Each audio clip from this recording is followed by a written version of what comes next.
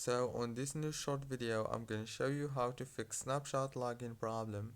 First thing, open the settings and then go to the apps manager.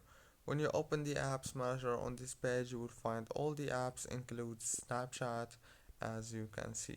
All what you want to do here is click on this data usage right here, and now all what you want to do is make sure to enable all the options right here from the mobile data into the roaming data. Go back and click on this internal storage option, click on clear data and click on delete. Now what you want to do next is click on the power usage details and click down here on this force stop. And last thing you want to do is make sure now to restart your phone and reopen Snapchat, and the problem must be solved. Don't forget to like, subscribe.